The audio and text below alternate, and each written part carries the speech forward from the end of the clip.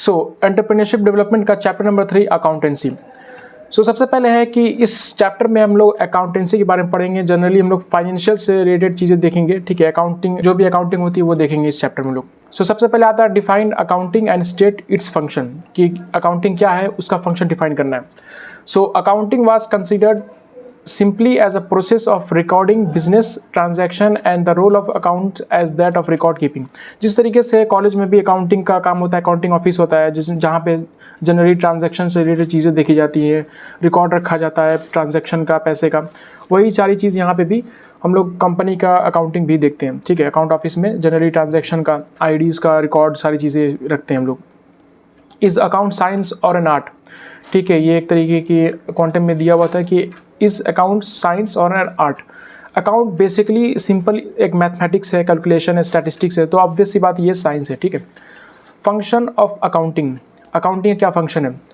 Recording is done in the book known as journal, ठीक है। जो अकाउंटिंग की रिकॉर्डिंग, जो भी रिकॉर्ड्स होते हैं किस तरीके के ट्रांजैक्शन हुआ है, तो वो सारी चीज़ें जिस बुक में स्टोर करते हैं उसको हम लोग बोलते हैं जर्नल, ठीक है।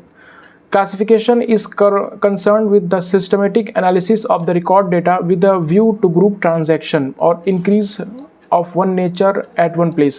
Classification एक सिस्टमेटिक ढंग से एनालाइज करना, जिसे कि जो भी ट्रांजैक्शन हुए उसको एक क्लासिफाइड ग्रुप में रखना, उसको सिस्टमेटिक ढंग से एनालाइज करना, रिकॉर्ड को, जितने भी डेटा है रिकॉर्ड्स हैं, वही चीज़ यहाँ पे कह रहा है कि किस तरीके से उसको डेटा को ग्रुप वाइज में ट्रांजैक्शन को एनालाइज करना है, रखना एक तरीके से रिकॉर्ड बना करके। Summarizing this process leads to the preparation of the following statement: trial balance, income statement, balance sheet, ठीक है। ये सारी चीज़ों को समराइज़ करना, एक तरीके से रिकॉर्ड में रखना है। अलग अलग नाम दिया गया है, किसी को हम लोग बोलते हैं ट्रायल बैलेंस बोलते हैं, इनकम स्टेटमेंट बोलते हैं, बैलेंस शीट बोलते हैं, बहुत अलग अलग तरीके से, ठीक है। जो अभी हम लोग समझेंगे ये सारी चीज़ें क्या है आगे आने वाली चीज़ों में। Dealing with financial transaction, communicating rules of डेब्ट and debit and credit in accounting. जो भी फाइनेंशियल ट्रांजैक्शंस होते हैं कंपनी के, वो डील करता है, ठीक है, अकाउंट ऑफिस। कम्युनिकेशन करता है बीच में, ठीक है। Rules of debit and credit in accounting, कुछ रूल्स सेट किए होंगे कि डेबिट करने के, क्रेडिट करने के पैसे को, ठीक है, कि कितना परसेंट हमें कहाँ पे देना है, कितना परसेंट किसको मैन्युफैक्चर में पैसा देना है, या किस तरीके के प्रोडक्ट को हमें कितना परसेंटेज देना है पैसा, ठीक है। तो ये रूल्स रेगुलेशन सेट किए जाते हैं। नेक्स्ट क्वेश्चन है explain balance sheet and classify assets and liabilities। Balance sheet is ascertained to prepare an analysis for the financial position of the business, that is to know what the business owes and what it on a certain date। तो balance sheet basically क्या है कि एक तरीके की company का पूरी तरीके से कच्चा चिट्ठा है कि एक पार्टिकुलर डेट तक कितना उसने खर्च किया, कितना उसके पास पैसा आया, कितना कैश फ्लो हुआ उस कंपनी में, ठीक है, कितना उसका डेट है, कितना उसका लाइबिलिटीज़ है, कितने एसेट्स है, मतलब कि कितना उसने लोन लिया है कंपनी ने, कितना वो प्रॉफिट बना रही है। एक तरीके से पूरा कच्चा चिट्ठा होता है बैलेंस शीट।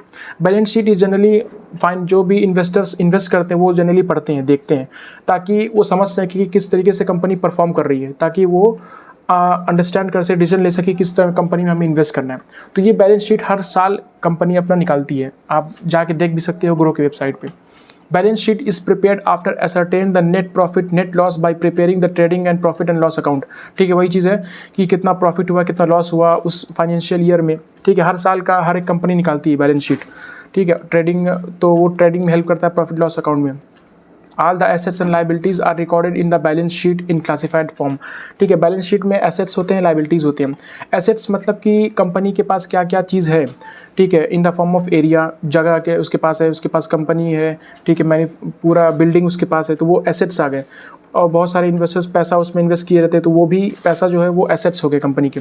लाइबिलिटीज़ मतलब कि जो कि उसने उधार लिए है, ठीक है। मान लो कोई कंपनी ऐसी होती है जो कि भाड़े पे जगह लेकर के वो अपना मैन्युफैक्चरिंग इंडस्ट्री खोल रही है, तो वो एक तरीके से लाइबिलिटीज़ हो गया, ठीक है। को जो भी उधार लेती है, लोन लेती है सरकार से, वो लाइबिलिटीज़ में आती है। Classification of assets and liabilities, सबसे पहले एसेट्स की बात करते हैं। Land, machinery, furniture, building, books, डेप्ट, कैश, ये सारी चीज़ एसेट्स में उसके आ जाती हैं। उसकी मशीनरी, उसका फर्नीचर, जो भी जितने भी फर्नीचर्स हैं, जितने भी उसका एरिया है, वो उसने ख़रीदा है कंपनी वालों ने, उसके एसेट्स में आ जाता है। Type of assets, fix assets, this effect नहीं होगा यहाँ पे, एसेट्स होगा। Are continue use in the business over long period and use for the purpose of earning profit, ठीक है। फिक्स एसेट क्या होता है कि ऐसे एसेट जो कि परमानेंटली या बहुत लंबे समय तक के लिए कंपनी के साथ रहेंगे, कंपनी के पास रहेंगे, और जिससे वो प्रॉफिट बना रही है। लाइक आपका हो गया कोई ज़मीन हो गई जहाँ पे वो अपनी मैन्युफैक्चरिंग इंडस्ट्री खोली हुई है, या कोई सॉफ्टवेयर हो गया, सॉफ्टवेयर भी हो सकता है, ठीक है, वो भी फिक्स एसेट में आ सकता है। Current assets which kept temporary for subsequent conversion into money are called current asset, ठीक है, जो टेम्प्रोरी कंपनी के पास है, ठीक है, आज है कल नहीं रहेगी, जो कि यूज़ करती है अपने पैसे को बनाने के लिए, पैसे कन्वर्ट करने के लिए, वो करंट एसेट में आ जाता है। Tangible asset these are defined as which these are definite assets which can be seen, touched and have some volume such as building, furniture, machinery, stock etc, ठीक है।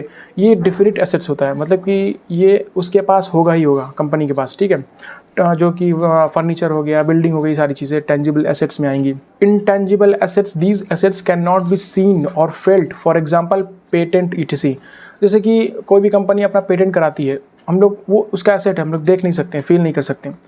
अच्छा, tangible assets and fixed asset में सबसे बड़ा difference ये है कि tangible asset में ज़रूरी नहीं है कि वो उससे बेनिफिट या पैसा कमाए, प्रॉफिट कमाए, बट फिक्स्ड एसेट में क्या है कि वो पैसा कमाएगी, जो भी उसके पास चीज़ें रहेंगी उस चीज़ का यूज़ करके वो पैसा कमाएगी, ठीक है। Liquid assets cash and other marketable security which can be converted into cash quickly, जो ऐसी चीज़ जो जनरली कैश में जनरली कन्वर्ट हो जाए उसको लोग बोलते हैं लिक्विड एसेट, ठीक है, कैश में जनरली कन्वर्ट हो जाए। जैसे कि प्रोडक्ट हो गया, अब प्रोडक्ट आपके पास है, वीवो का फ़ोन कंपनी के पास है, अब वो जैसे ही वो बाहर जाएगा, मार्केट में जाएगा, वो कैश में कन्वर्ट हो जाएगा, तो एक तरीके से वो लिक्विड एसेट हो गया।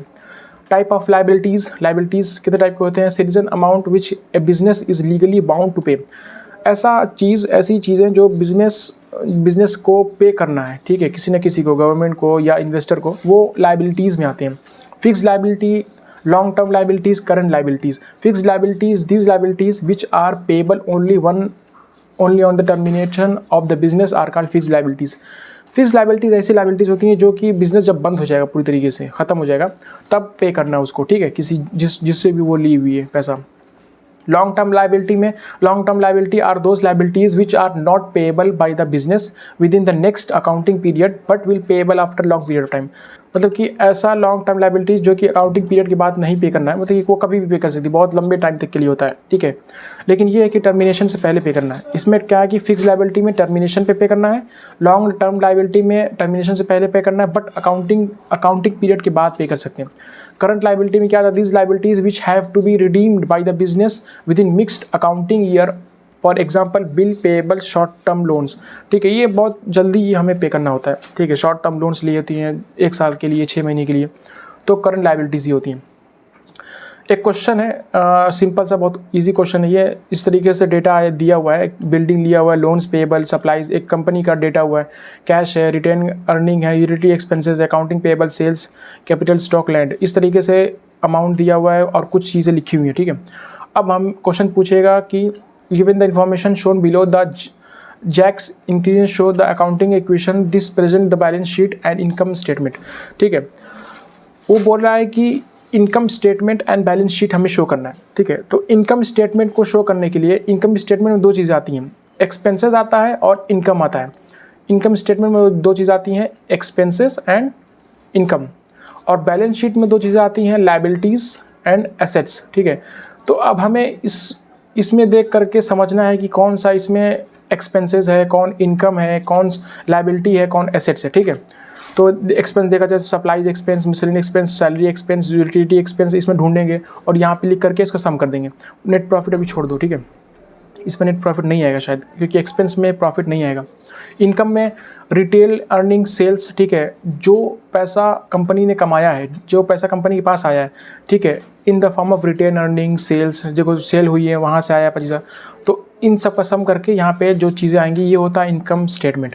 उसी तरीके से बैलेंस शीट में जितनी लायबिलिटीज़ हैं, लोन पेएबल, जो लोन पे करना है, account payable, capital, stock, net profit को फिलहाल अभी इसमें नहीं लेंगे, ठीक है, तो ये लायबिलिटीज़ आ गई, उसको सम कर देंगे। एंड उसके बाद एसेट्स क्या है? Building, stock, account receivable, cash, land, उनका सम कर देंगे, एसेट्स आ जाएगा। तो इस तरीके से बैलेंस शीट कैलकुलेट हो जाएगा।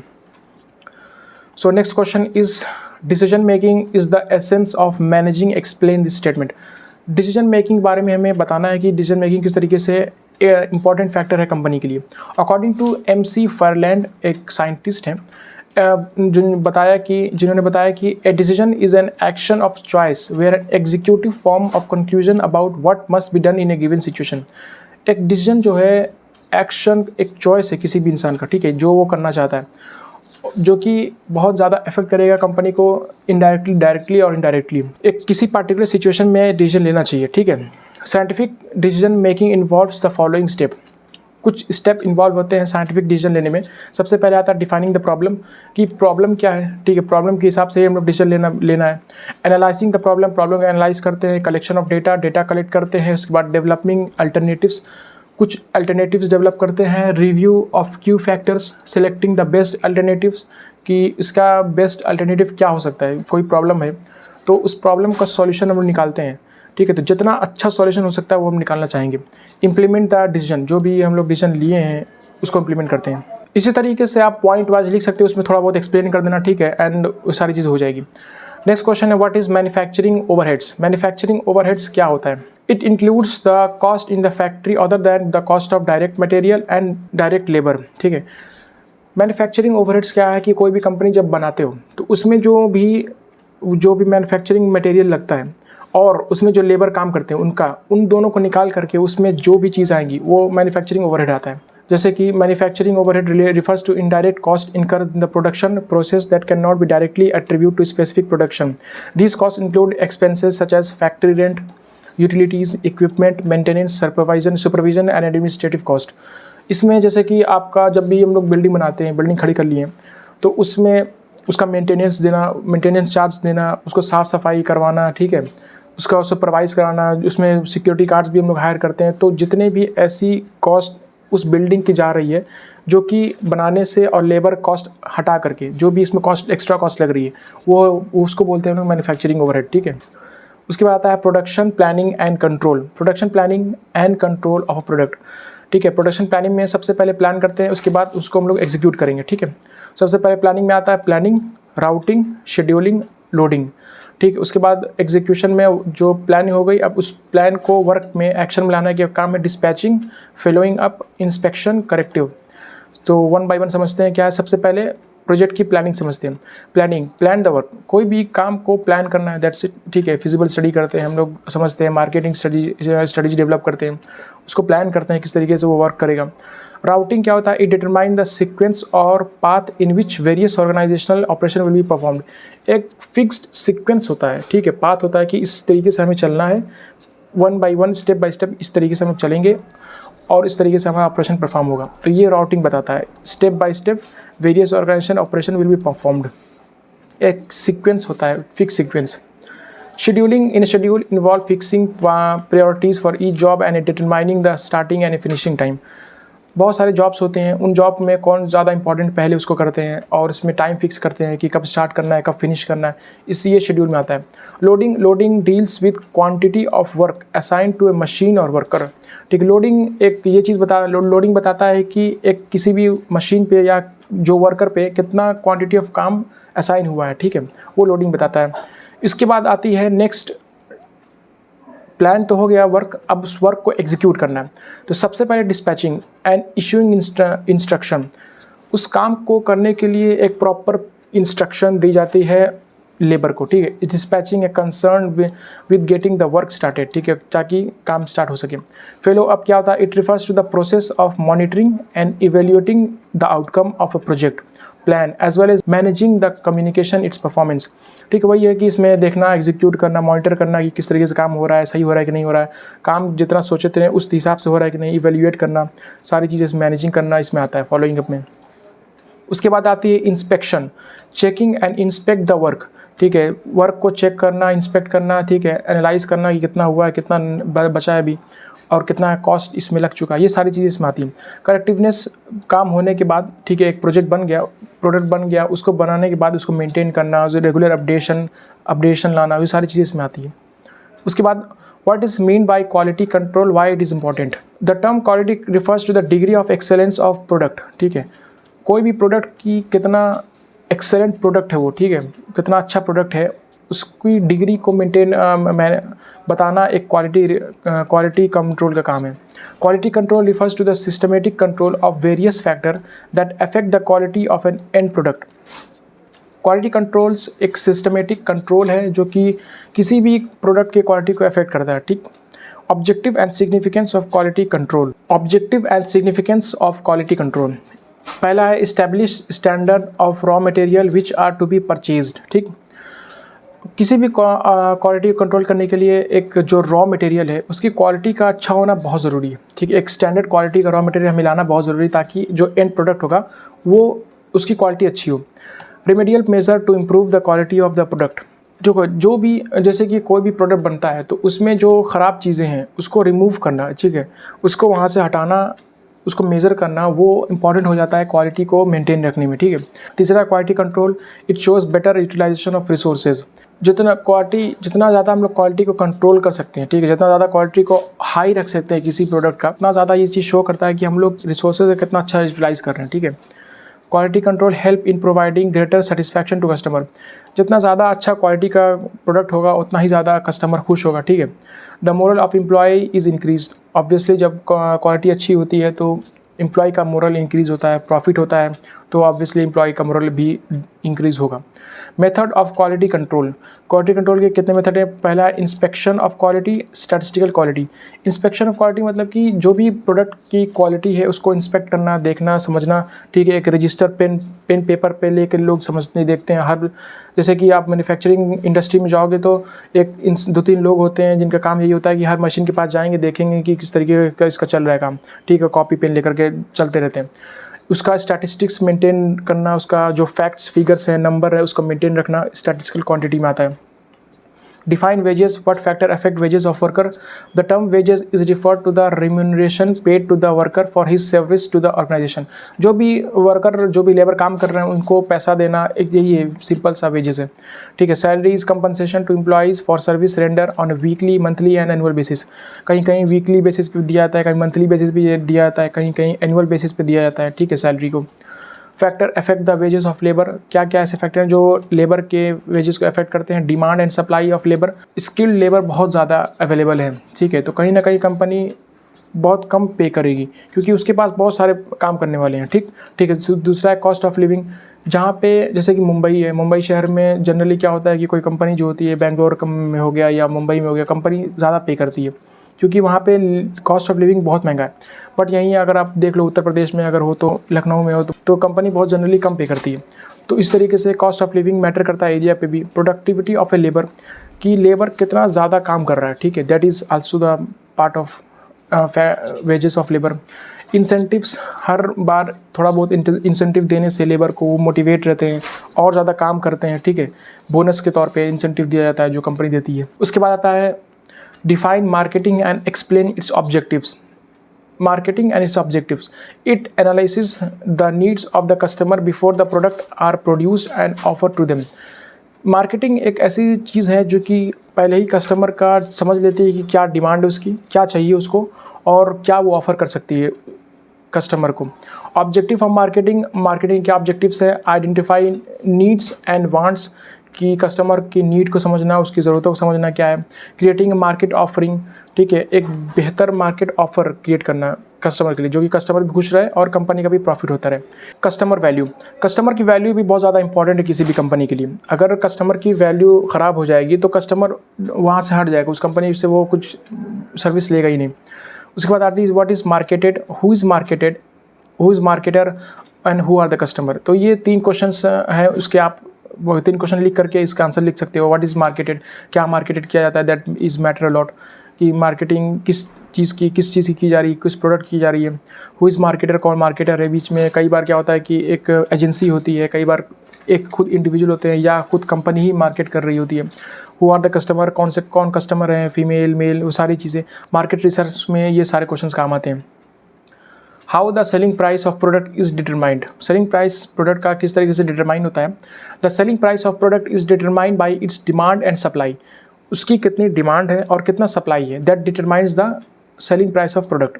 If the demand is high and supply is less the price goes high.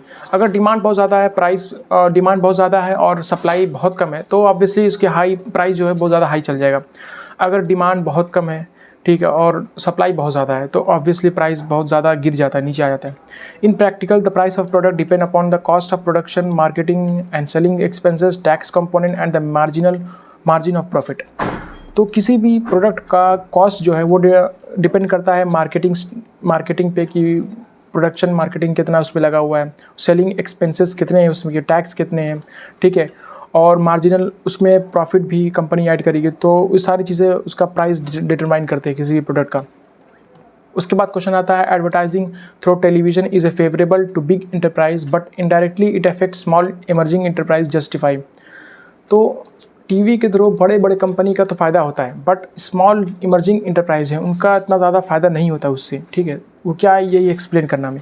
Advertising is any paid form of non personal presentation and promotion of ideas, goods, services of an identified sponsor, ठीक है। ये कोई एक ऐसा presentation है, non personal presentation है, एक तरीके से किसी भी हम पार्टिकुलर इंसान को प्रेजेंट नहीं कर रहे होते हैं।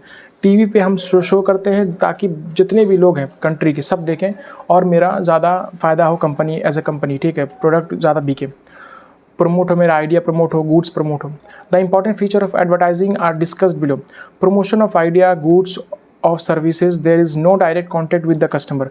कस्टमर से हम लोग डायरेक्ट कॉन्टैक्ट नहीं है। देखो टीवी पे अगर चल रहा है कोई भी प्रोडक्ट का एडवर्टाइजमेंट तो पूरे लोग देखते हैं, बट कोई भी लोग कंपनी से डायरेक्ट कॉन्टैक्ट नहीं कर सकते। It is a paid form of communication. The advertising is communicated through various advertising media, like social media हो गया, सोशल मीडिया बहुत सारे, इंस्टाग्राम है, फेसबुक है, यूट्यूब है, उसके बाद टीवी है और पेपर, न्यूज़पेपर है। तो इस तरीके के अलग अलग तरीके के एडवर्टाइजिंग मीडिया होते हैं। It is done by sponsor, usually a producer. एक स्पॉन्सर होता है, जैसे कि टीवी पे आप देखोगे कोई भी कंपनी को अगर ऐड चलाना होता है तो वो स्पॉन्सर ढूंढती है कि हमारा कोई स्पॉन्सर कर दे, ठीक। तो आईपीएल स्पॉन्सर में आप देखते हो पेप्सी आईपीएल, ठीक है, अभी तो चल रहा है स्लाइस का, ठीक है, स्लाइस देखते हो इसमें वो स्पॉन्सर किया हुआ आईपीएल को। तो इस तरीके से बहुत डिफरेंट स्पॉन्सर्स आते हैं। Advertising promote the sales of goods and services by informing and pursuing the people to buy them. वही है कि एडवर्टाइजिंग प्रमोट करता है गुड्स को, कस्टमर को सर्विस लेने के लिए इन्फॉर्म करता है कि किस तरीके का ये मेरा गुड्स है, अच्छा शो करते हैं तरीके से ताकि कस्टमर अट्रैक्ट हो।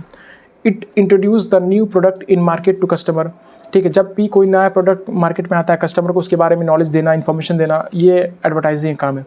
Major to improve industrial relationship, progressive management, managers of companies should be work in a progressive manner, ठीक है। यहाँ पे हमें इस क्वेश्चन में ये बताना है कि इंडस्ट्रियल रिलेशनशिप कैसे मेंटेन होते हैं। कहीं भी किसी भी एरिया में अगर 2-3 इंडस्ट्रीज़ है तो वहाँ पे उनके रिलेशनशिप कैसे मेंटेन होंगे। तो प्रोग्रेसिव मैनेजमेंट मतलब कि जो भी जितने भी कंपनी है, 3 कंपनी मान लेते हैं किसी भी एरिया में, तो उसके सीईओ जो हैं, जो मैनेजर हैं, वो आपस में प्रोग्रेसिव मैनर रखेंगे कि हम भी ग्रो करते हैं, तुम भी ग्रो करो। इस तरीके से उनका रिलेशनशिप बनेगा। एटमॉस्फेयर ऑफ म्यूचुअल ट्रस्ट, ठीक है, दोनों ही तीनों ही जितने भी वहाँ पे कंपनी है वहाँ पे एक म्यूचुअल ट्रस्ट होना चाहिए एक दूसरे के बीच में, ठीक है, ताकि उनका और अच्छे रिलेशनशिप बने। म्यूचुअल अकोमोडेशन मतलब कि सब एक साथ रहें, सब ग्रो करें आपस में, सब अच्छे से रहें, ठीक है, ये है म्यूचुअल अकोमोडेशन मैनेजर्स के। उसके बाद नेक्स्ट क्वेश्चन है, what do you mean by inventory control. Inventory control सबसे पहले समझते हैं कि इन्वेंट्री क्या होता है, ठीक। Inventory all the raw material, work in progress and goods available for sale that A company ons, ठीक है। जितने भी रॉ मटेरियल हो गए, प्रोग्रेस जो भी गुड्स हो गए अवेलेबल होते हैं कंपनी के लिए सेल करने के लिए, उसको लोग बोलते हैं इन्वेंट्री, ठीक। Major activity of inventory control, ठीक। Planning the inventory, receiving and inspection of inventories, physical verification of inventories, ठीक है। इन्वेंट्रीज को प्लान करना, जो भी उसके पास मटेरियल, रॉ मटेरियल है, जो भी वर्क है प्रोग्रेस में, उसको प्लान करना किस तरीके से वो आगे बढ़ेगा।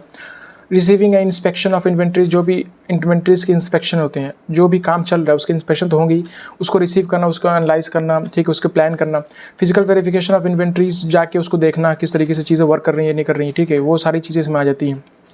उसके बाद है स्टेप इन इन्वेंट्री कंट्रोल, उसको कंट्रोल कैसे किया जाता है, कितना ज़्यादा प्रोड्यूस करना है, कितना कम प्रोड्यूस करना है, अगर कम हो रहा है तो उसे ज़्यादा करना है, ज़्यादा हो रहा है तो उसे कम करना है।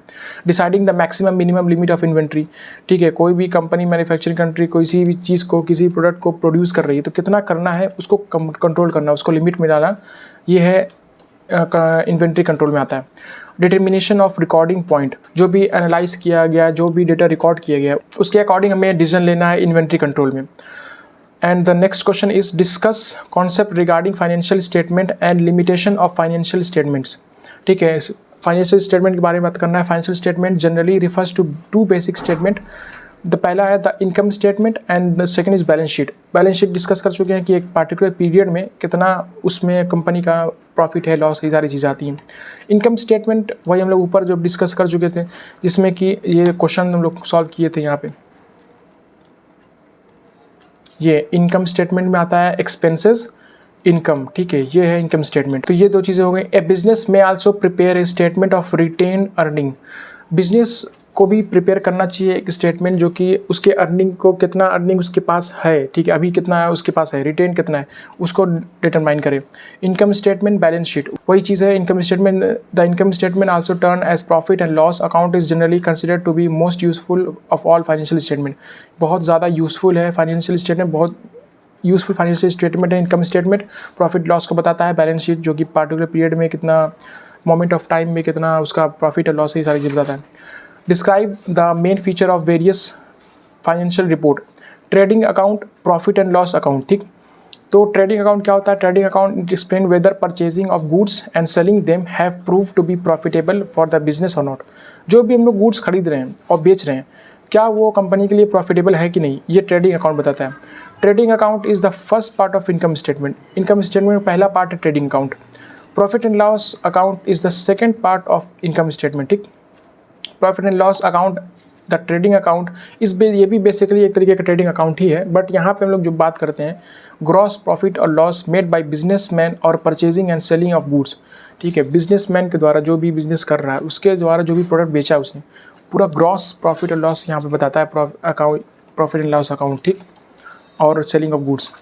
सर्वे मेथड, तो किस तरीके से सर्वे किए गए हैं, सर्वे मेथड क्या है, कुछ भी कंपनी जब भी बनाती है प्रोडक्ट अपना सर्वे करती है, तो सर्वे मेथड क्या है। This method are extensive is used in short run and estimating the demand of the product, ठीक है। जो भी प्रोडक्ट डिमांड है उसको एस्टिमेट करना कितना लगेगा, वो सारी चीज़ सर्वे मेथड में आती है। There are different approaches under survey method. Consumer interview method, मतलब कि जो भी कंज्यूम कर रहा है प्रोडक्ट को उसका इंटरव्यू ले हम लोग। दूसरा है कलेक्टिव ओपिनियन मेथड, बहुत सारे लोगों का या जो कंपनी में काम करे उनका भी ओपिनियन लिया जा सकता है इसमें। एक्सपर्ट ओपिनियन मेथड, जो एक्सपर्ट होंगे, एक्सपर्ट को हायर करके उनका ओपिनियन लिया जा सकता है, ठीक है, सर्वे मेथड में।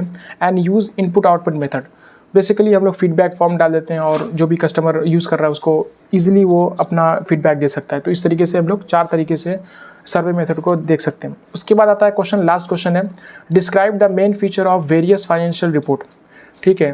Main feature of various financial report, क्या क्या फाइनेंशियल रिपोर्ट में एक इस इंपॉर्टेंट चीज़ होती है। सबसे पहला है फाइनेंशियल साउंडनेस, कि वो उसके फाइनेंशियल्स कितने हैं, कैसे हैं, ठीक है, कितना उसमें इनकम जनरेट किया, क्या प्रॉफिट, क्या लॉस है। इफ़िशिएंसी, इफ़िशिएंट ऑपरेशन, की किस तरीके से ऑपरेशन इफ़िशिएंट है कि नहीं, जो भी ऑपरेशन परफॉर्म किए गए हैं उस कंपनी में इफ़िशिएंट रहा है कि नहीं। कॉस्ट ऑफ प्रोडक्शन, जो भी उसने प्रोड्यूस किया है प्रोडक्ट, उसका कितना कॉस्ट आया है। रिटर्न ऑन इन्वेस्टमेंट, जो भी कंपनी इन्वेस्ट की है किसी भी चीज़ में उसमें से कितना रिटर्न आया, लॉस हुआ या प्रॉफिट हुआ। पर्सपेक्ट ऑफ मार्केटिंग, ठीक है, मार्केटिंग के क्या पर्सपेक्टिव रहे हैं, मार्केटिंग में किस तरीके से परफॉर्मेंस रही है प्रोडक्ट की। प्रॉफिटेबिलिटी, इसकी प्रॉफिटेबिलिटी क्या है। इफेक्टिव कंट्रोल, कितना चीज़ें कंट्रोल करनी है, कितनी चीज़ें लिमिट में प्रोड्यूस करनी है प्रोडक्ट को, वो सारी चीज़ें इसमें आती है। बजटिंग, क्या बजटिंग रही है प्रोडक्ट की, कितना बजट उसमें रहा है। प्राइसिंग, की प्रोडक्ट की क्या प्राइस रहा है। तो इस तरीके से हमारा चैप्टर नंबर 3 भी फिनिश होता है। आई होप कि आपको चीज़ें समझ में आई होंगी। अगर आपको चीज़ें समझ में आ रही हैं तो please subscribe the channel and stay tuned for the next video. Thank you.